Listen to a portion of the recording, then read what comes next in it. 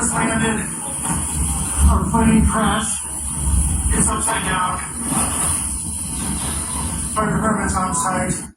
Always leave your stuff behind. That slows down the evacuation when lives are on the line. And this is exactly why flight attendants say with such authority to leave things behind in the case of an emergency like this. A fire can spread so quickly. I know this firsthand from the crash of my mother that killed her. It can be extremely dangerous. It is one of the top risks. It's a 10 on the scale of severity on an airplane crash, in some cases an 11.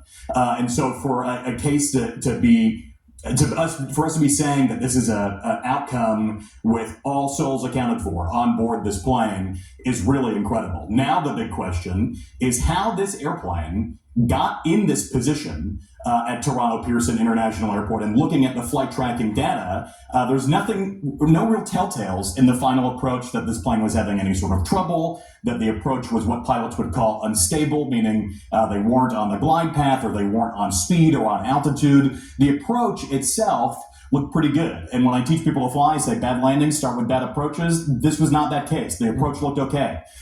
So how this airplane ended up in the inverted position, wings and tail sheared off, is going to be a big question for investigators. So without speculating, we can say with authority and fact here that the wind at Toronto Pearson is something else today. It's gusting to about 35 knots right now. This landing was to the southwest there at Toronto Pearson International Airport. The wind pretty stiff out of the west, and in some of the images you can see the windsock there essentially straight out, showing us just sort of the strength of the wind.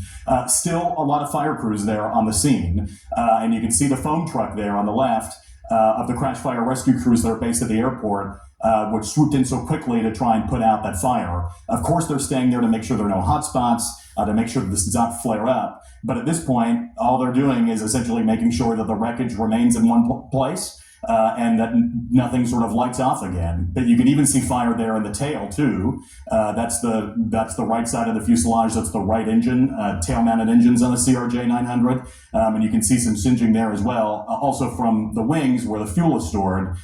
So really a pretty incredible job here by all. And you will hear, of course, as this story develops, the work of the flight crew, not only the pilots, but also the cabin crew. They are aviation's first responders, and they make it so that things like this are a happy ending. And the passengers, of course, following the rules is very critical here to us being able to say, according to the airport, that all people, all on board this flight Delta 4819 operated by Endeavor are okay.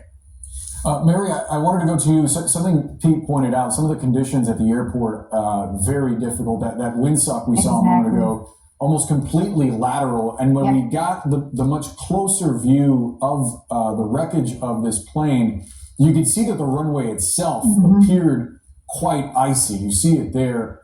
How difficult is it to land a plane like this in these conditions? Well, Pete picked up something very important. Pete's right on. So that windsock is straight up. This is a CRJ. CRJ does have crosswind landing limits. Now, they should have been landing right down with the wind when the wind is that stiff.